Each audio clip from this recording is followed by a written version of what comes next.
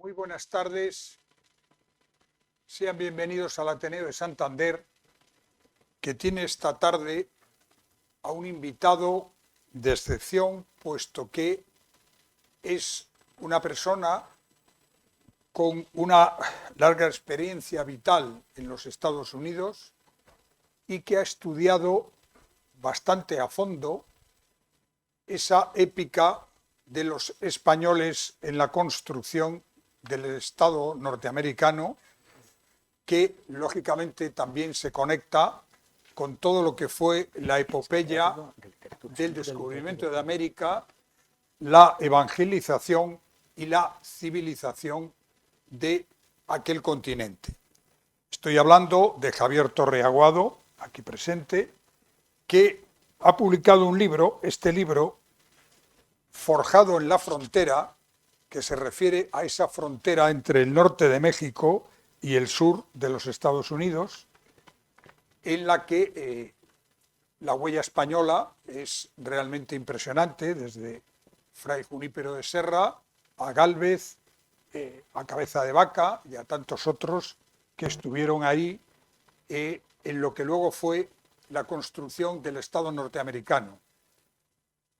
No me voy a extender en explicar quién es Javier Torreaguado, porque eso lo va a hacer el doctor Tomás Cobo, que nos acompaña aquí esta tarde, presidente de la Asociación Colegial de Médicos de España, traducido, el presidente de los médicos españoles, y que además tiene también una experiencia en el extranjero, fundamentalmente en Gran Bretaña, muy interesante.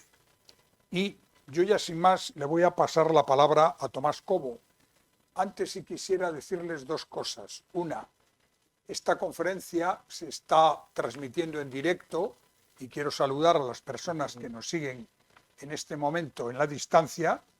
Va a quedar grabada y a partir de pasado mañana estará disponible en la página web del Ateneo de Santander. Y en segundo lugar, que al terminar la conferencia del profesor Javier Torreaguado, habrá un turno para que ustedes puedan preguntar aquello que consideren oportuno. Por supuesto, apaguen los teléfonos móviles, por favor, y a partir de ahora, Tomás, tienes la palabra. Pues muchas gracias. Muy buenas tardes. Lo primero, agradecer a Manuel Ángel Castañeda el entusiasmo, la fuerza y las ganas que tienes por mover al Ateneo y porque este sea un centro de divulgación de cultura, que sin duda con tu presidencia, no lo digo por halagarte la vanidad, sino porque lo constato con los datos, ¿no? A la primera llamada que te hice, cuando hablé con Javier, mostraste plena disposición. Primer agradecimiento para ti y en tu nombre, gracias al Ateneo. Y luego muchas gracias a Javier. La razón por la que yo estoy introduciendo a Javier, bueno, hay dos razones. La primera, porque me une una íntima amistad a él, que es la principal. Y la segunda, porque le tengo una gran admiración. Una gran admiración a la carrera que has tenido en Estados Unidos, pero sobre todo, y es importante que esto se lo pasemos a los chavales, ¿no? Y yo no paro de decírselo cuando tengo la oportunidad de estar en promociones, que no solo existe España para que desarrollen su carrera profesional. Y tú, Javi, compartiste conmigo eso. Yo salí para Gran Bretaña, pero tú saliste para Estados Unidos. En carreras que en ese momento, lo comentábamos hace solo un rato, ¿no? En carreras que en ese momento tenían una difícil salida en España y tuviste la valentía, la audacia y la ejemplaridad de salir al extranjero. Y es importante que se lo digamos a las nuevas generaciones de que no solamente existe España, sino que fuera de España uno puede desarrollar su carrera profesional y enriquecerse a sí mismo y a los demás. Y sin más paso a presentarle, porque aquí lo importante es que escuchemos a Javier esta tarde.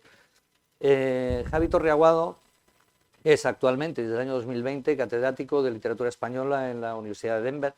Fue profesor titular previamente desde el año 2006 al 2018 y empezaste tu andadura en esa universidad en el año 2001 como profesor asociado. Bueno, me extendería mucho hablando desde tu llegada allí a Estados Unidos en el año 93, cuando llegaste a la Arizona State University, y posteriormente estuviste en la Universidad de Virginia y ya posteriormente en la Universidad de Denver. Él estudió su carrera de Filología Hispánica en la Universidad de Valladolid, terminaste en el 92, luego hiciste un máster en Literatura Latinoamericana por la Universidad del Estado de Arizona y por último el doctorado en literatura española por la Universidad de Virginia. Tiene infinidad de publicaciones que no me voy a parar en todas, pero sí en los 3 libros más importantes que has publicado. Uno de ellos es este, Forjado en la frontera, vida y obra del explorador, cartógrafo y artista don Bernardo de Miera y Pacheco en el Gran Norte de México. El otro es Temas y tendencias en la narrativa española de viajes del siglo XX, y el diario de la expedición Domínguez Escalante por el oeste americano. Un volumen editado, editor invitado del número especial sobre viaje y turismo en la era global, y luego una infinidad de artículos que no me voy a extender. Lo importante es que te escuchemos y que luego tengamos la oportunidad de participar. Un verdadero honor para mí, lo digo de corazón, Javi, el poder presentarte, el poder estar contigo y el poder escucharte. Gracias, muchas gracias. Bueno, muchísimas gracias por esta presentación que no me merezco. Vamos a rápidamente pasar a la presentación. Voy a tratar de hablar aproximadamente unos 40 minutos y el objetivo es fundamentalmente presentar el libro. Hay unos poquitos pasos que vamos a dar. Vamos a aprender sobre la vida de don Bernardo de Miera y Pacheco, que es, como tú y como yo, uno de esos montañeses que se marcharon, pero este no volvió nunca. Yo por lo menos vuelvo en verano, este se fue y no volvió. Y vamos a aprender un poco sobre su vida, porque tiene una vida llena de aventuras que tratamos de contar en este libro. Digo tratamos porque este libro no lo he escrito yo, lo he escrito en colaboración con el profesor John Kessel, que es realmente quien se merece una extraordinaria presentación, porque es uno de los grandes sabios, uno de los grandes expertos en la historia del oeste americano. Entonces tenemos un vídeo de John de unos minutitos donde él ha querido, lo mandó el año pasado cuando presentamos el libro en Villacarriedo. Entonces lo volvemos a poner aquí para que veáis no solo la claridad de su intelecto, sino su extraordinaria capacidad verbal en español. Hola, yo soy John Kessel, el colaborador de Javier Torre Aguado en Forjado en la Frontera. Lamento enormemente que no estoy con vosotros en Villacarriedo hoy día para disfrutar del ambiente y espíritu cantábrico. En cuanto a don Bernardo y yo, nos conocimos hace un medio siglo, cuando él era alcalde mayor o magistrado en el pueblo de Pecos, en Nuevo México, y yo, historiador, bajo contrato con el Servicio Nacional de Parques de los Estados Unidos. Para él, el año era 1760, para mí, 970. Nos respetamos inmediatamente y llegamos a un acuerdo. Él, Bernardo de Miera y Pacheco, sería protagonista y yo, John L. Kessel, biógrafo. Décadas pasaron. Nos saludamos de vez en cuando. Yo, entre tanto, acumulaba amplios datos de los archivos sobre la vida polifacética como inmigrante de Cantabria a Nueva España, padre de familia, capitán de milicias, explorador, cartógrafo, artista, religioso y consejero de gobernadores. En un sueño me invitó a visitar su tierra natal. Me dijo que allá conocería a una mujer bien simpática que tendría verdadero interés en nuestro proyecto.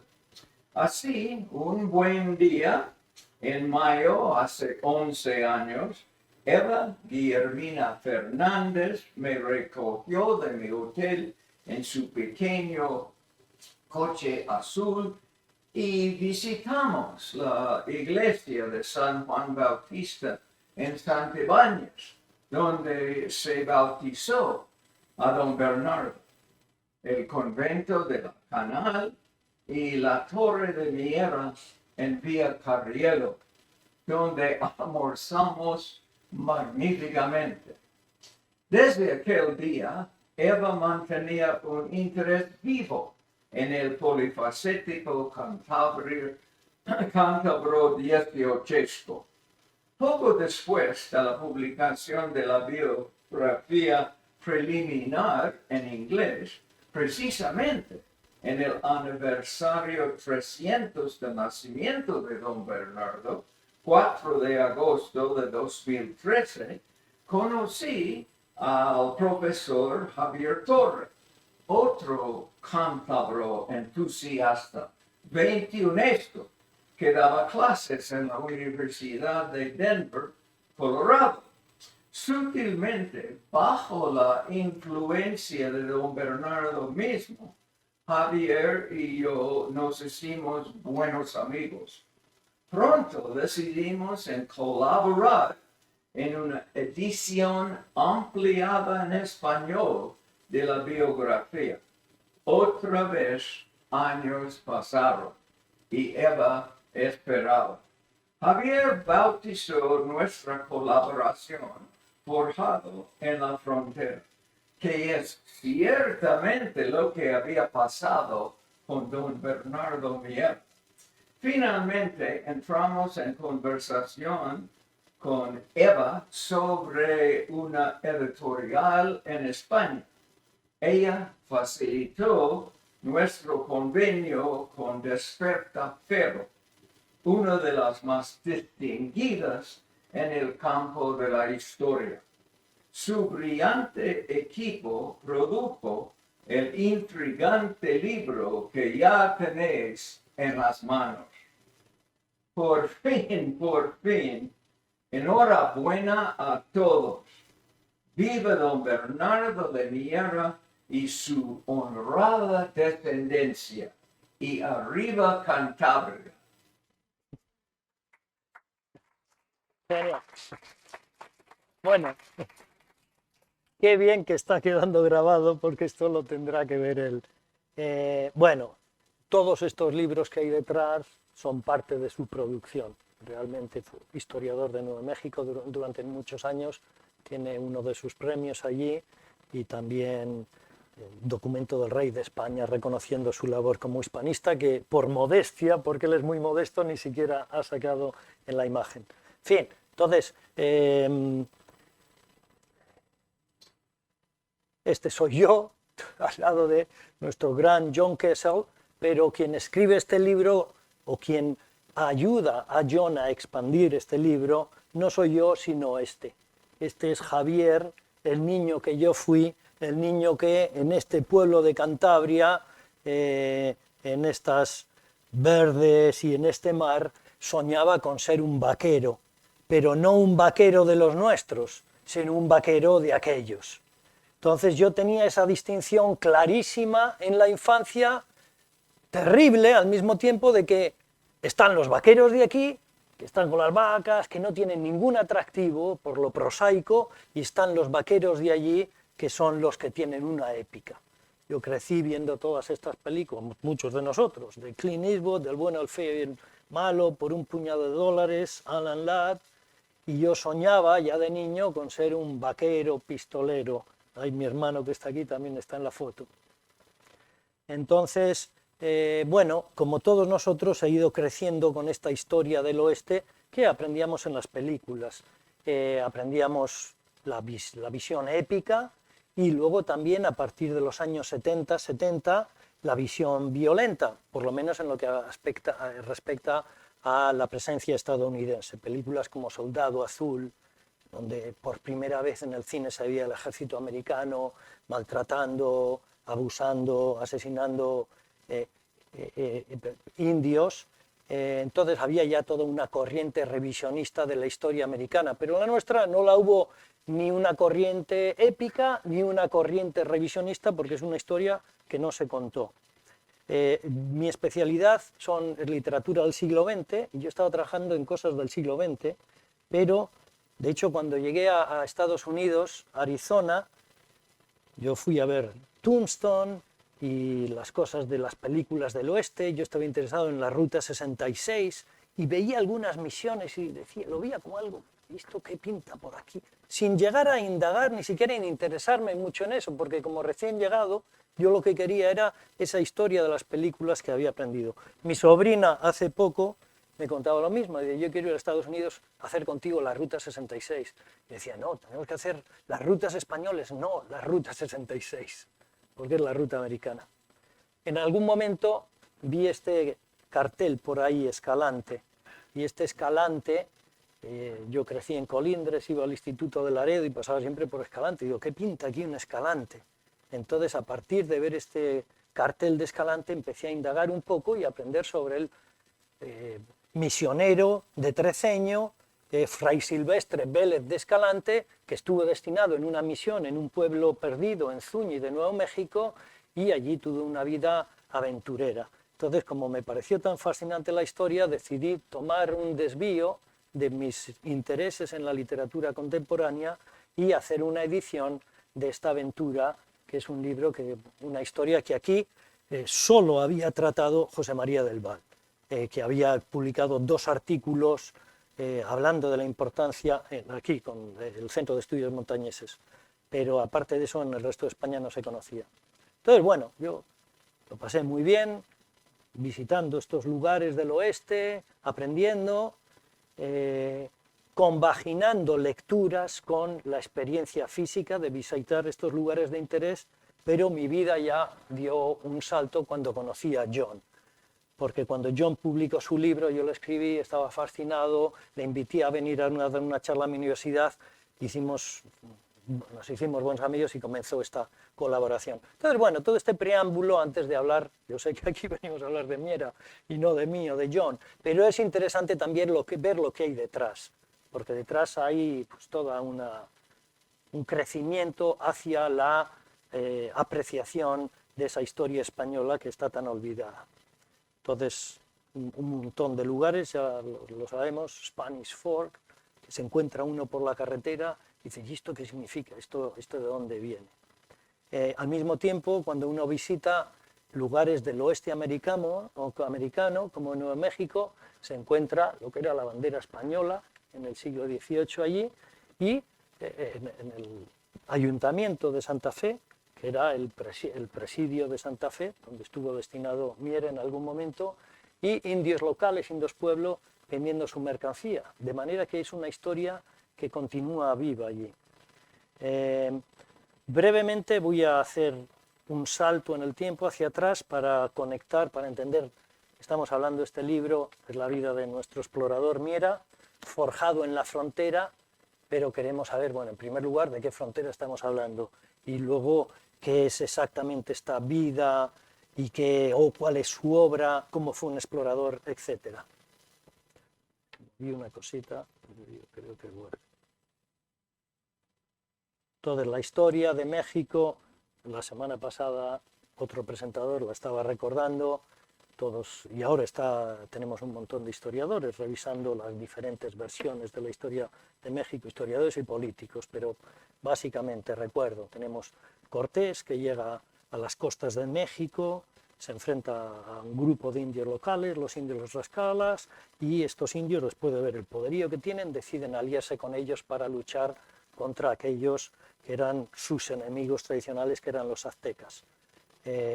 A partir de esta rápida conquista del núcleo de México-Tenochtitlán, con la ruta de Cortés, la participación de la Malinche, también un personaje fascinante, una mujer que había sido esclavizada y vendida por los aztecas, y en México se la ve como la traidora, pero en realidad es la madre de ese nuevo México mestizo en muchos aspectos, cultural y genético, que surge a partir de esta situación.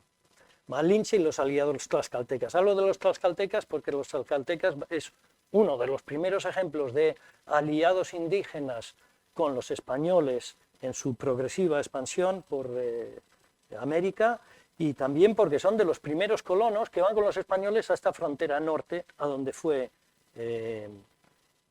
Miera. Castas también es un concepto importante que revisamos brevemente, que es esa variedad étnica que no existía hasta 1492, donde comenzamos a tener esta mezcla de africanos, europeos, nativoamericanos, que van a formar parte de diferentes estratos sociales. Entonces, menciono esto porque cuando hablamos en España de estos presidios y misiones y esta presencia española, decimos española, pero yo ya digo hispana, porque especialmente en el siglo XVII, para el siglo XVII ya hay 200 años de presencia de un número relativamente pequeño de españoles que han llegado a América y se han estado mezclando en su mayor parte con la población local y produce a la población hispana, que es la que está todavía hoy en Estados Unidos. Podemos saltar el Codex Tlaxcalteca, pero es básicamente la visión de los tlaxcaltecas, así siempre hablamos de... Típicamente estudiamos la historia de México, de toda la presencia española en América, como esta dualidad de europeos por un lado y nativos por el otro, y en realidad pues, hubo muchas alianzas, especialmente en la parte de la historia española, la más famosa, la de los tlaxcaltecas, y cuando presentamos, León Portilla presentó la visión de los vencidos de los aztecas, pues faltaba ahí algo que era la visión de los tlaxcaltecas, donde los tlaxcaltecas la conquista de México la presentan como una labor militar encabezada por ellos, donde ellos son los protagonistas y los españoles son simplemente quienes les ayudan. Entonces es fascinante porque hay muchas maneras de ver la historia, lo sabemos hoy en esta historia, época controvertida de quién es héroe, quién es villano. Incluso en Nuevo México, el barrio de Analco, hoy reconocido en esa frontera norte, el barrio donde se instalaron estos indios tlaxcalas que venían como sirvientes, algunos de ellos, como indios auxiliares, y que progresivamente se fueron mezclando con los españoles. No me voy a extender, la expedición de Coronado, tenemos Cabeza de Vaca, Estebanico, Fray Junípero Separa, Fray Marcos de Niza, los primeros contactos, la primera presencia española que está explorando lo que hoy es territorio de Estados Unidos en el oeste. Aquí está la expedición de Coronado, 1540, que llega hasta territorio de Kansas. Entonces, esas son las primeras exploraciones del norte, buscando esas 7 ciudades de oro míticas que había descrito Estebanico, el primer africano que llegó formando parte de la tropa española a estas tierras. Primeros españoles que descubren para ellos el cañón del Colorado, parte de la expedición de Coronado, guiados por los indios Hopi, eran algunos de los grupos indios con los que tuvieron contacto, unas veces amistoso, otras veces belicoso. Y el camino real. Toda esta frontera de la que estamos hablando es la frontera que sube hacia el norte. Rápidamente, después de la conquista de México, durante 200 años hay una serie de guerras fronterizas que avanzan, extienden la frontera, fundan poblaciones, descubren minas, se convierten en importantes centros económicos y continúa el avance de esa frontera. Entonces, esta frontera de la que estamos hablando, la frontera donde vio don Bernardo, es básicamente una frontera establecida en un lugar muy similar a donde está hoy la frontera entre Estados Unidos y México, un poco más arriba.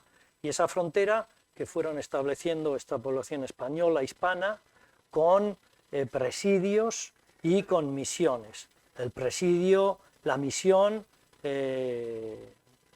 las dos instituciones de la expansión española en el norte bueno, en todo el continente, ¿no? El presidio, el apoyo militar y colonial, porque eran colonos, los que vivían allí eran colonos con sus familias, y la misión donde solía haber 1 o 2 misioneros con el objetivo de evangelizar y cristianizar a la población local. Entonces aquí tenemos sucesivos mapas de presidios, planes de diferentes gobernadores y virreyes, cómo había que establecer esa frontera, a qué distancia unos presidios de otros, quiénes eran los enemigos.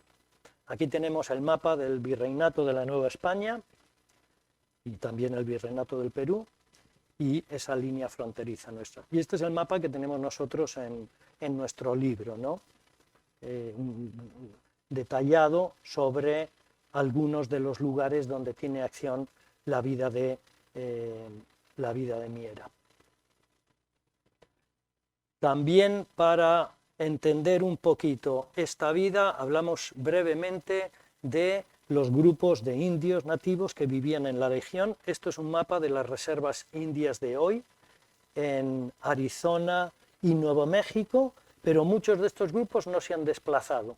Entonces tenemos los indios Navajo, los indios Hopi, los indios Pueblo a lo largo del Río Grande en el estado de Nuevo México, indios Apache que solían cubrir un territorio más grande. No hay ninguna reserva de los indios Comanches que habrían ocupado en ese momento parte del sur del Colorado, este de Nuevo México y norte de Texas. Entonces hay una variedad de grupos con los que estos españoles unas veces se alían y otras veces se enfrentan, y son los que van a determinar la vida de nuestro aventurero. No me voy a detener, pero vemos algunas imágenes de civilizaciones bien complejas a todos los niveles, porque había algunos grupos de indios, especialmente los Anasazi y los indios Pueblo, que construían en piedra, con estuco, tenían varios niveles de construcción. Y esta en particular, el Chaco Canyon, que apenas se conoce, es la mayor concentración arqueológica y urbanística que hay en todo el continente, en todo Estados Unidos. Una visión panorámica de esas viviendas y esos círculos, que no son círculos de meteoritos, era la kiva, la iglesia que ellos tenían, medio subterránea, donde se reunían y practicaban su religión. Entonces, estos son los indios Pueblo, y precisamente los españoles cuando llegaron allí empezaron a llamarlos indios Pueblo porque vivían en pueblo. Eran indios que practicaban la agricultura, construían de una manera muy similar, entonces había toda una semejanza cultural. Está el pueblo de Taos, por ejemplo. Y hay un contraste entre indios nómadas y seminómadas y los indios Pueblo. Entonces los indios Pueblo asentados y otros grupos nómadas y seminómadas, especialmente Utahs, Apaches y Comanches, también con su nombre. Utah, Apache y Comanche era típicamente el nombre que sus enemigos les daban, y el nombre a la derecha es el nombre que ellos mismos se usaban para sí mismos, y el que les daban a los enemigos eran los que están siempre queriendo luchar. Eso es lo que significa Comanches, por ejemplo. Entonces, todo ese complejo mundo es al que se va a enfrentar este montañés nuestro que sale de un pueblito de Cantabria y que llega a un lugar que no podía ni imaginar en ese momento porque él sí que no veía películas. Aquí tenemos brevemente una imagen de lo que es un presidio. Este es un cuadro de un pintor contemporáneo de Arizona, el presidio defensivo con las tropas, los caballos, indios auxiliares, donde vivían en los alrededores del presidio también las familias de esos soldados, y donde he dicho ya que no son solo españoles son típicamente un puñadito, muchos de ellos son diferentes grados de mestizaje. Y aquí la misión de Zuni. Entonces, este es el presidio de Tucson, en Arizona. Allí no consta que Miera estuviera, pero él vivió en otros presidios. El de el de Pecos y el de Santa Fe. Y esta es una de las muchas misiones que hay por el oeste. Esta es la de Zuni. Y esta es importante para nosotros porque esta es la misión donde estuvo destinado Escalante, el otro cántabro, el otro montañés que se hizo colaborador de Miera. Entonces, todo esto un poquito para ponernos en dar una imagen visual de lo que tenemos. Llevo 20 minutos, yo sé. Hombre polifacético, buscavidas, nuestro cántabro, ranchero, minero, juez, testigo, alcalde mayor de Pecos, capitán de guerra, soldado de cuera, incluso pasa una temporada en la cárcel. Entonces, este montañés nuestro tiene una larga historia que está relativamente bien documentada, que ese es el trabajo que hizo John a lo largo de sus 50 años, encontrar ese documentito donde Miera vendía un pedazo de tierra, ese otro certificado del nacimiento de su hijo, esa otro donde tiene una deuda que no puede pagar, una carta al rey donde le pide por favor que le dé un poquito más de tierra. Entonces hay un trabajo extraordinario por parte de John de ir recopilando todo eso y montar una narrativa con unos cuantos documentos sueltos. Y luego algunos más importantes que eran diarios de expediciones. Yo ahora voy a leer el prefacio del libro para que apreciéis un poquito la textura de la escritura y abundamos también en el personaje de Miera. Y luego vuelvo a mostrar algunas imágenes. Si estamos todos bien, descansados todavía.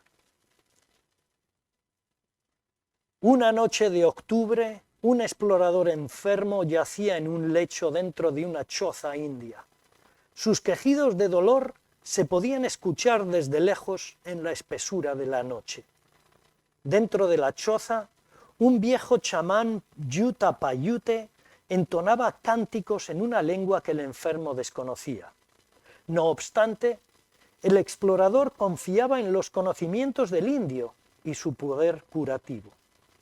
Nuestro explorador llevaba 3 meses viajando por territorio desconocido, sufriendo intensos dolores de estómago, retortijones violentos que le habían incomodado a lo largo de casi todo el camino y que ya no soportaba más. Era un hombre de poca estatura, de gesto adusto y contenido. El destello de sus ojos azules, que brillaban a la luz de la hoguera, mostraba el intenso dolor que padecía.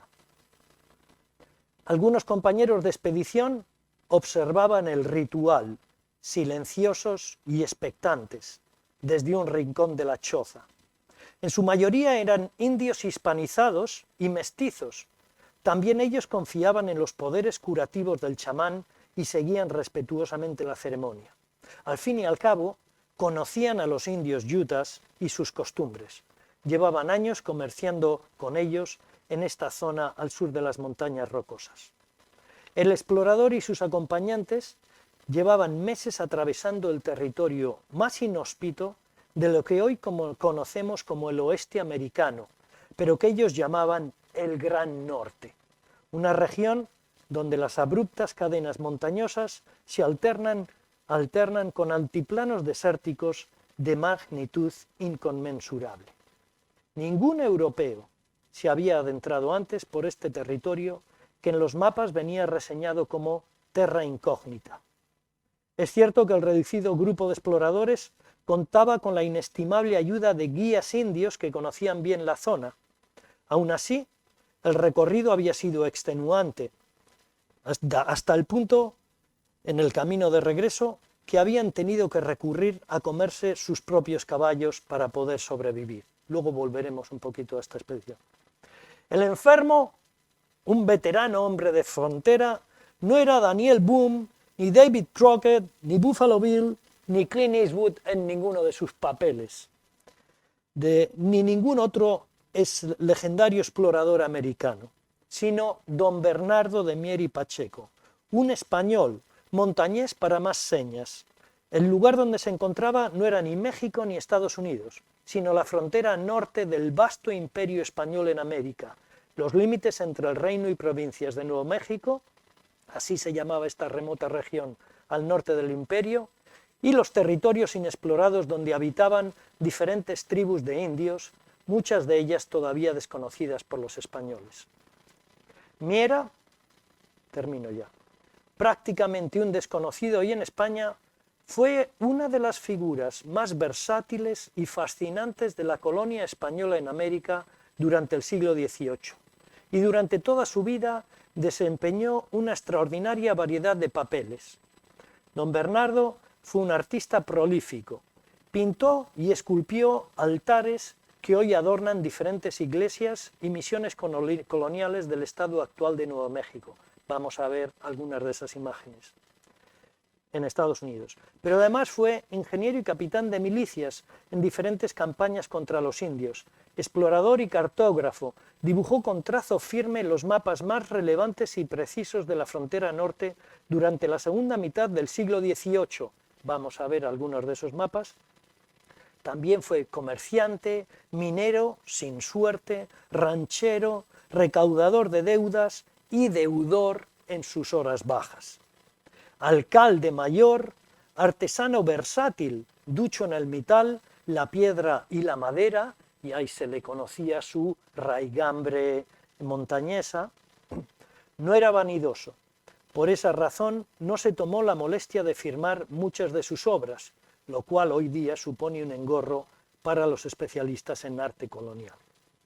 Durante los últimos 7 años de su vida, don Bernardo sirvió como soldado distinguido en el Presidio de Santa Fe, la villa más al norte del Imperio Español en América, una zona fronteriza, remota y peligrosa.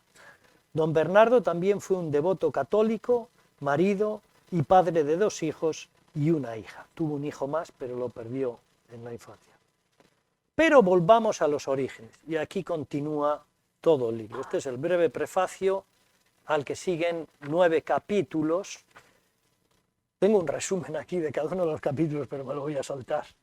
Pero en estos capítulos lo que vamos es haciendo un seguimiento de su vida desde este primer capítulo, donde de don Bernardo, en los primeros años de la vida, en las primeras décadas, no tenemos documento. Tenemos la partida de nacimiento y luego el certificado de matrimonio que tiene lugar en Janos, en la frontera, en México, cuando él ya tiene 28 años. Entonces ahí está ese paréntesis que en el primer y segundo capítulo tratamos de reconstruir siguiendo la experiencia de otros montañeses hidalgos de la época.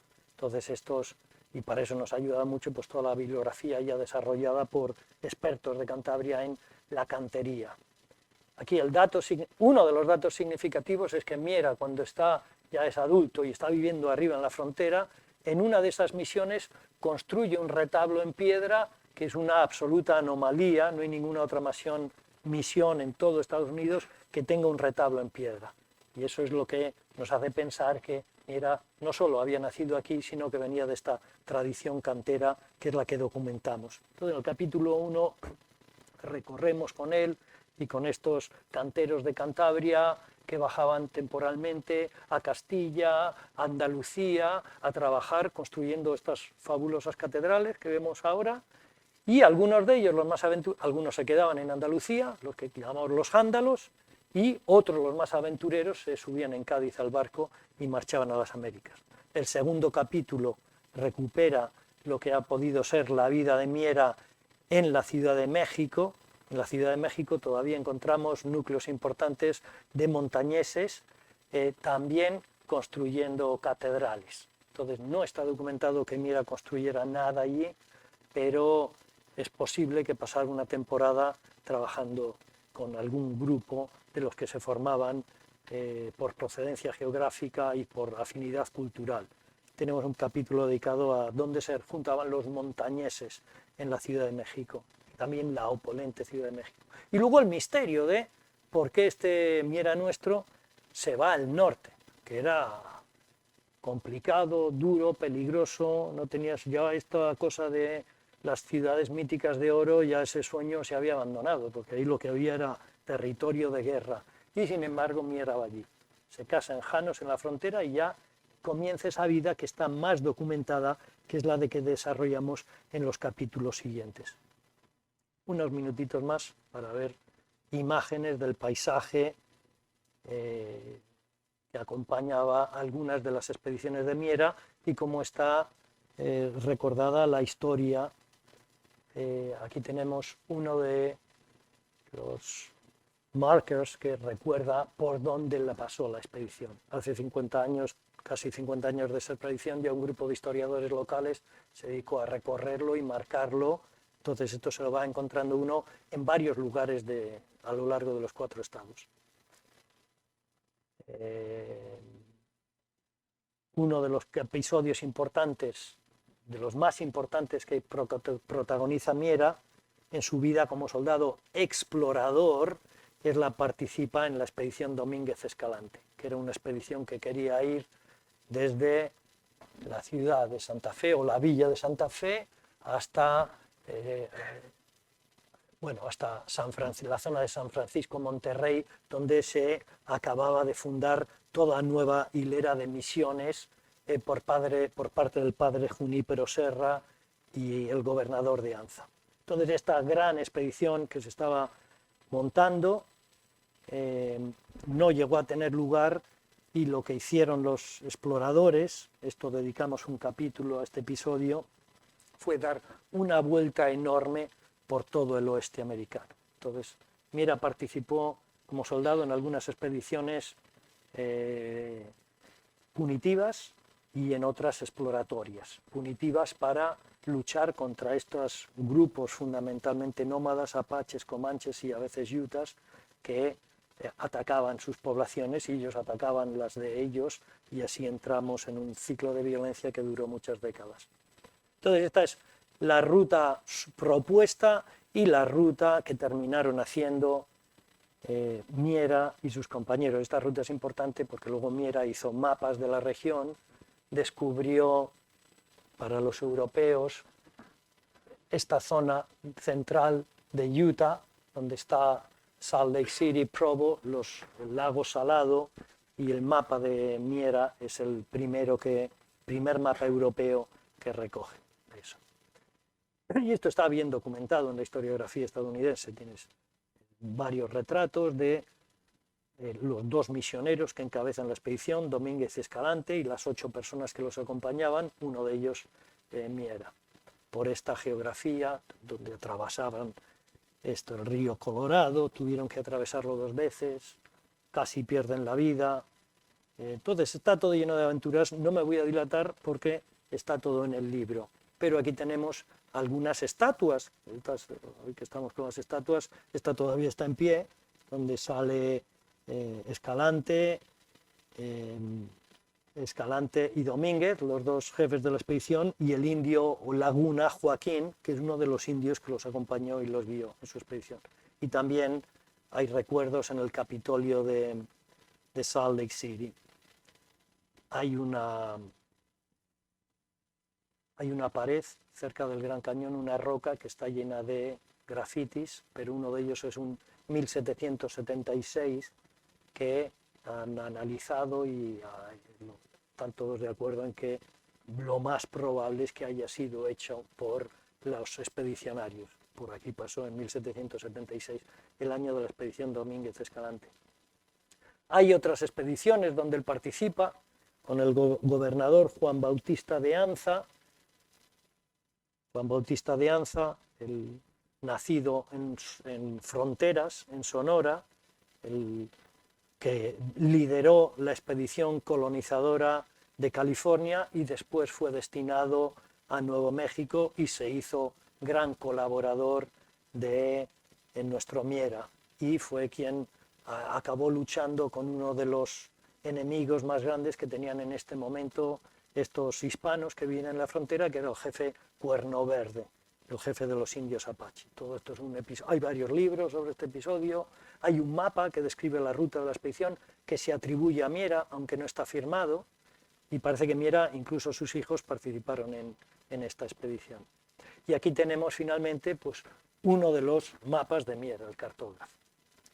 Entonces los mapas son fabulosos, es una pena, el tamaño es casi de este tamaño, el original, y aquí no lo podemos apreciar, pero son una maravilla por muchas cosas, por el detalle con el que describe las poblaciones con pequeñas misiones y iglesias, las poblaciones de los hispanos, las poblaciones de los indios, misiones abandonadas. Es un mapa histórico también, porque va contando dónde hubo poblaciones o de indios pueblo o de hispanos que fueron arrasadas durante algún momento de las contiendas que duraron décadas. Tienes toda la cadena montañosa, las montañas rocosas, la Sierra de las Grullas, como lo llamaban entonces. Ahí arriba es donde estaría Denver ahora, que es donde yo vivo, y ahí aparece como Comanches Yamparicas. Él señala en los mapas también la localización de los indios nómadas. con tiendas como tipis. Y luego incluso tiene detalles etnográficos, y esa es una de las riquezas de los mapas de Miera, que dibuja diferentes grupos pobladores de la región. Aquí tienes un dibujo, y luego aparte de eso textos largos donde cuenta historias. Luego vamos a leer uno de los textos. Estoy llegando a los 40 minutos y quiero parar ya, pero aquí tenéis algunos detalles de estos mapas maravillosos. A mí en algún momento me encantaría hacer aquí, en alguna sala de Cantabria, una exposición con los mapas. Los tengo todos en PDF, ampliarlos en grande y contar su vida de otra manera. Entonces aquí tienes mujeres Hopi, uno de estos grupos indios, con ese característico peinado, y fotografías que se hicieron 100 años más tarde, donde todavía se mantenía esa costumbre, diferente para las mujeres casadas y solteras. Y luego detalles también de comanches y apaches describiendo su atuendo de guerra, y aquí ya con fusiles. Esto es además un documento bien interesante porque dice que ya en ese momento ya no es el arco y la flecha, sino fusiles, muchos de los cuales se obtenían del comercio con franceses que ya estaban viniendo por el este. Fotografías que confirman también lo mismo. Y unos dibujos pues que tratan de representar este ambiente de frontera en el que él vive. Los leo uno de los muchos parrafitos que él incluye en los mapas. Y este párrafo estaba aquí en la izquierda, a la derecha, bueno, me lo he perdido. Bueno, aquí, a la derecha del mapa, contando todo ese territorio comanche.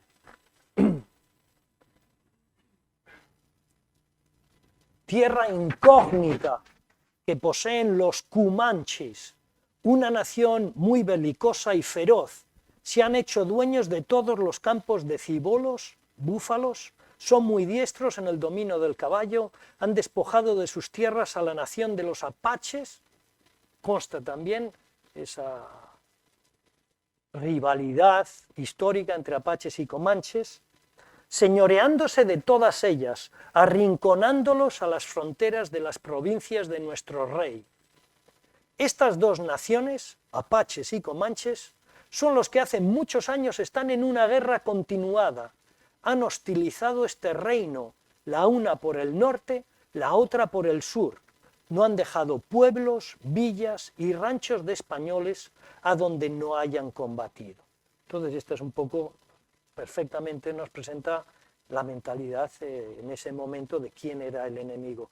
Naturalmente los comanches, si hubieran escrito en este momento, tendrían otra versión equivalente de lo que pasaba al otro lado.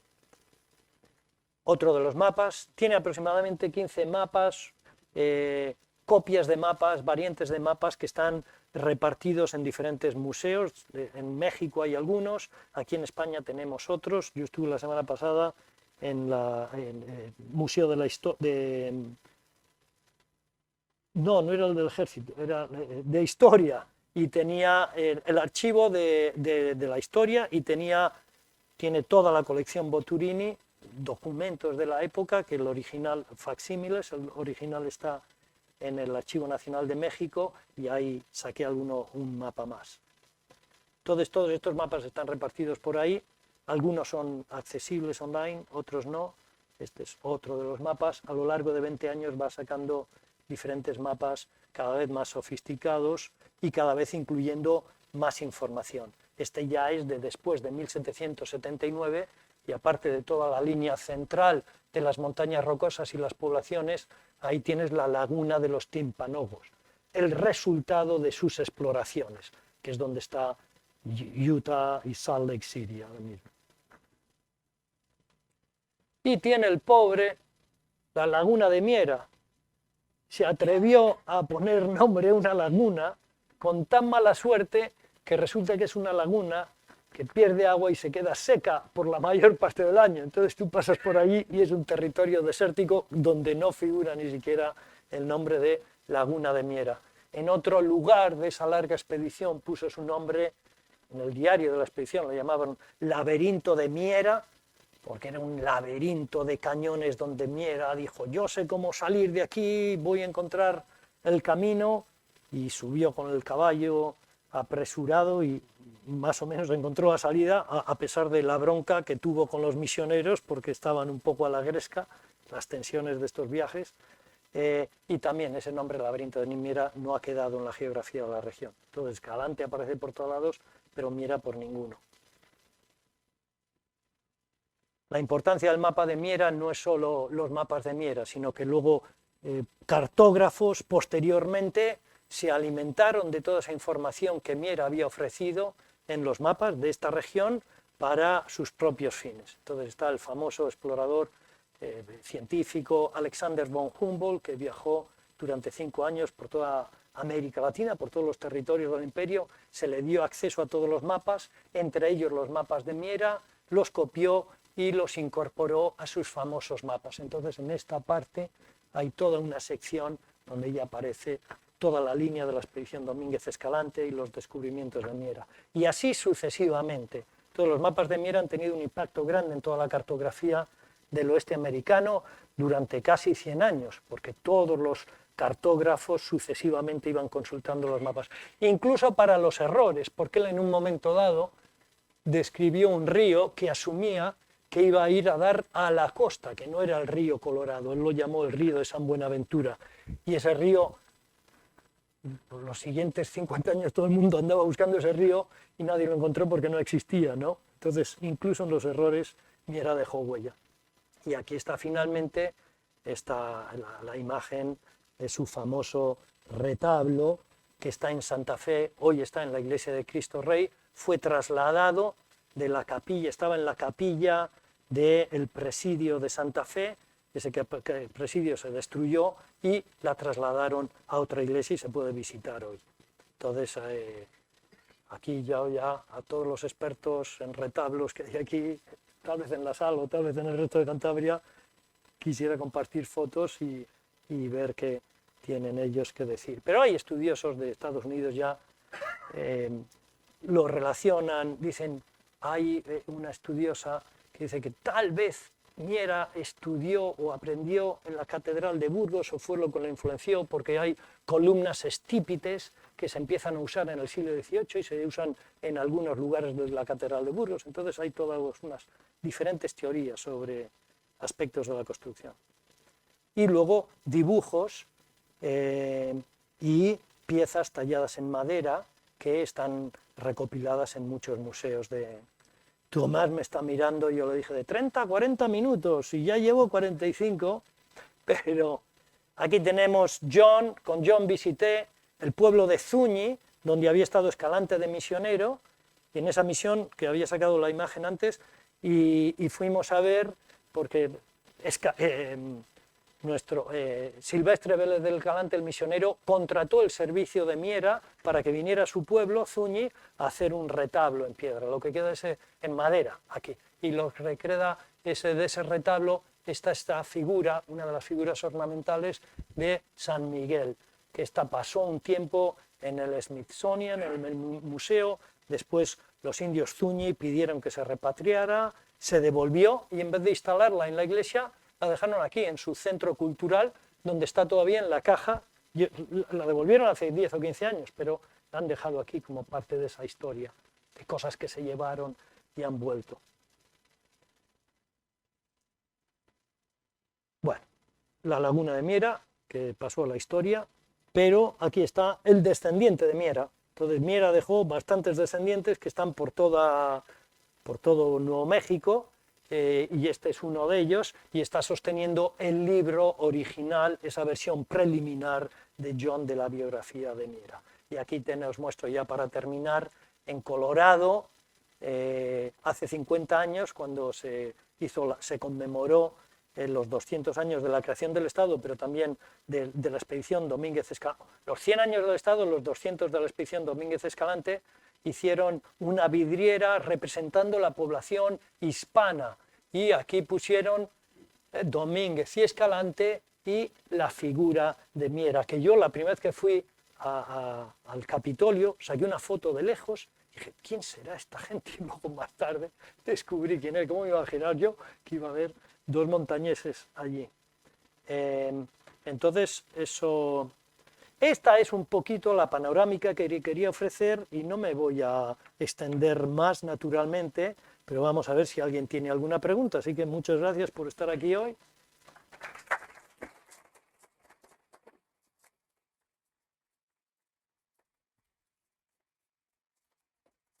Gracias.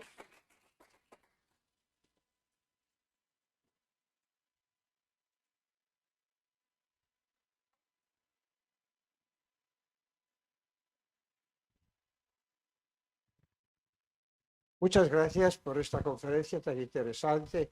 Y yo no quiero preguntar nada, solamente quiero comentar, hablando de la labor de estos españoles de aquel tiempo, de los conquistadores, como la enorme extensión de territorio recorrido, la enorme aridez de estas tierras y cómo es casi inconcebible todavía desde hoy pensar que aquella gente pudo hacer aquellas cosas. Hay a lo largo de la carretera 101 toda la ruta de las misiones. En California. Es verdaderamente increíble la gran labor de los franciscanos y la gran labor de los conquistadores.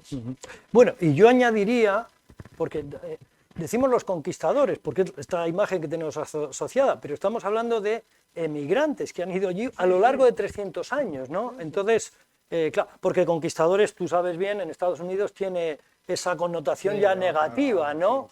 Entonces yo digo, bueno, es que estos son emigrantes que van a un territorio que es hispano en ese momento y van a buscarse la vida. Bueno, Y se encuentran con una vida muy complicada.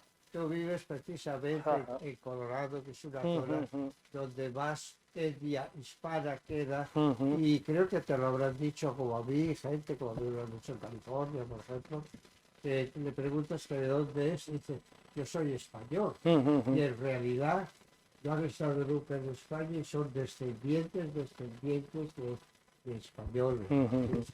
En Nuevo México y Colorado, sí, Valle de San Luis, sí.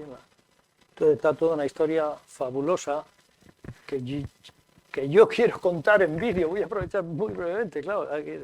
Los libros cuesta leer a veces, pero yo tengo el proyectito de empezar a contar estas historias en vídeos cortos, incluso con la ayuda de alguien que tenga experiencia en Cantabria haciendo documentales. Así que si hay alguien que se quiera venir a visitarme, yo le llevo por ahí en el 4x4, nos vamos a explorar, pero tiene que hacer una buena película. Pues yo, aprovechando que tenía Salvador el micro, intervengo para felicitarte mucho por por darnos a conocer a un personaje así. Hace, yo no sé qué años hará, 10 o así, un día que estaba yo en el centro de estudios, llaman a la puerta y era John Kessel. Y me decían, mire, es que yo he estado estudiando durante muchísimos años a este señor y he venido a ver si... Porque claro, hay una laguna total de sus primeros años. Dice, y aquí en Santander, o sea, en Cantabria, nadie sabe quién es. Y digo yo, sí, el que fue con Escalante. Y dice, ¿qué me dice? ¿Usted sabe quién es? Digo, pues la verdad le digo poco. Digo, pero es que el vicepresidente nuestro, ese sí ha sido el que me ha hablado a mí a veces de Fray Silvestre Vélez de Escalante y de Bernardo de Miera. Digo, y es un enamorado de los dos y desde luego los considera dos tipos absolutamente excepcionales. Y entonces les puse en contacto, digo, lo malo que él vive en Madrid ahora. Ya no importa, porque yo voy a ir a Madrid y sí, así que hablaron y estuvieron ahí en contacto, pero es que lo significativo del caso es que ciertamente en aquel momento, aquí decías Bernardo de Miera y Pacheco, decía, ¿quién es ese? Nadie, pero ni siquiera en ambientes un tanto cultos o eruditos, todavía Fray Silvestre empezaba a sonar un poquitín, un poco. Pero Bernardo de Miera para nada. Y realmente es un personaje de un gran mérito que es obligado que sepamos aquí. La verdad que también pasa por desgracia, yo no sé, a veces digo yo que es que aquí hemos tenido a tantos, en este territorio tan pequeño, hemos tenido a tantos que no se acuerda uno con facilidad de todos, porque por ejemplo, pues todavía sigue siendo un gran desconocido que decir yo, pues don Francisco de Carriedo y Peredo, el que estuvo en Filipinas y allí hizo lo que hizo, pero realmente creo que es de justicia que sus paisanos tengamos, en fin, constancia y no nos resulten nombres completamente ajenos, que sepamos que, bueno, que aparte de los que han estado por aquí, que aparte de José María de Pereda y de Claro, tal, también claro, ha habido otros muchos paisanos nuestros que han realizado empresas realmente gigantescas y que es de justicia que se les conozca y se les rinda tributo. Yo no sé si algún día, yo me acuerdo que hace unos años, hará 5 o 6, nos pidió el ayuntamiento, no para inmediatamente, sino, en fin, nos pidió al centro una relación, que les diéramos una serie de 20 o 30 o 40 nombres de ilustres para cuando se hicieran calles nuevas en la ciudad. Y nosotros, uno de los primeros que metimos fue a don Bernardo de Miera y Pacheco. ¿Algún día será o no será? Pues no lo sé. Y no había libro en ese momento. pero O sea, no. ahora que viene respaldado con un Exacto, libro, ahora hay más motivos. a lo para... mejor hay más Exacto. justificación. Vamos a ver si hay suerte. Sí, sí. Sí, totalmente de acuerdo, claro.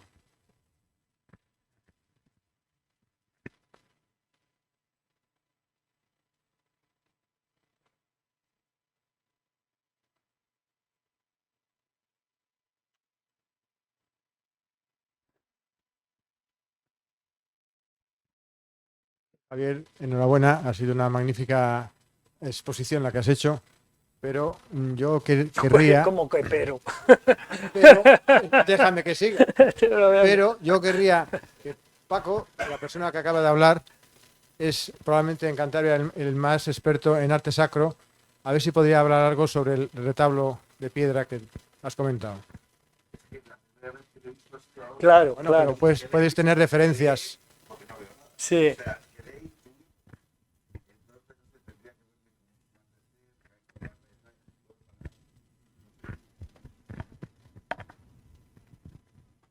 Realmente me ha parecido un retablo muy original, muy interesante, muy poco habitual, quiero decir, en Cantabria los retablos normalmente se hacían de madera, o sea, es muy poco habitual. Hay 3 o 4 retablos por la provincia que son de piedra, del 18, pero es la excepción, lo normal es que sean de madera dorada y policromada.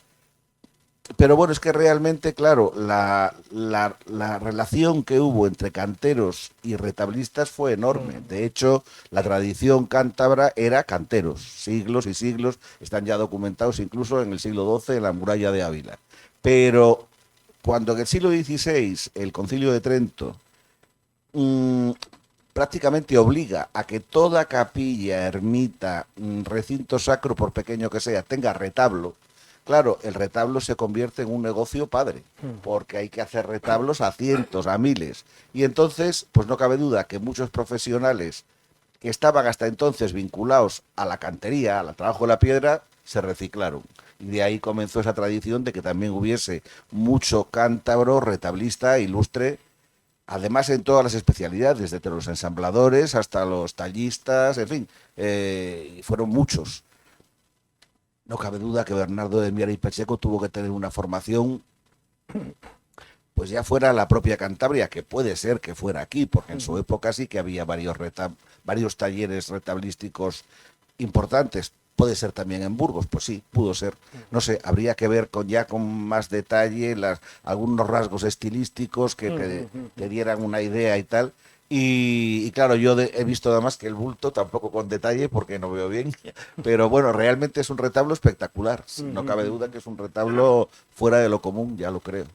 Y Yo te puedo pasar artículos que han escrito historiadores de arte de Estados Unidos simplemente para ver qué opinas, ¿no? Sobre sí. formulaciones que hacen de las influencias, Encantado, etc. sí, en las imágenes que he visto de los 2 santos que nos has mostrado, que eso sí que me ha llamado la atención porque me ha parecido ver una tradición manierista en él, que es raro tan tarde. Ajá. Pero realmente, por ejemplo, me ha recordado una de las imágenes a que estaba mirando hacia arriba, me ha recordado, por ejemplo, a Berruguete, pero Berruguete es del 16, claro, mucho antes que esto. Pero en la contextura, en la expresividad, en rasgos estilísticos, me ha caído recordar a Berruguete, lo cual se me hace curioso. Ahí, bueno, no sé, habría que ir viendo y habría que ir, sí.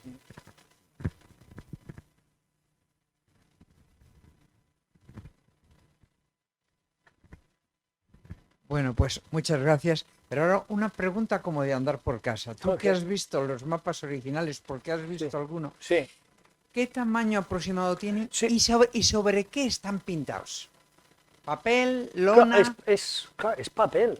¿Es Pero papel? es como de este tamaño, o sea, tienen diferentes dimensiones cada uno de ellos, pero es de más de 1 metro de ancho y largo la papel? mayoría de ellos, sí, sí.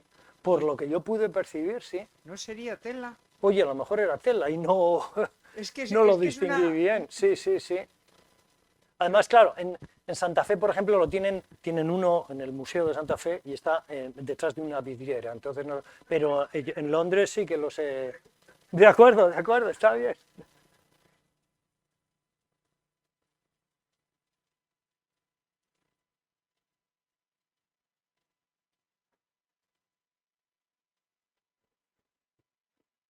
Muchísimas gracias. De nada. Creo Ah. que ha sido una magnífica conferencia y debemos despedirle con un fuerte aplauso. Gracias a todos por su paciencia. Sí. Claro. Aquí yo tengo en la librería Hill, en algún momento van a tener los libros. Yo de casualidad tengo aquí 4 libros solo si a alguien le interesa. Y en Amazon se pueden comprar. Y luego lo que sí que es importante es que lo pidamos para todas las librerías, las bibliotecas de Cantabria. Entonces ahí es donde tiene que tener difusión. Perfecto. Muchísimas gracias. Gracias.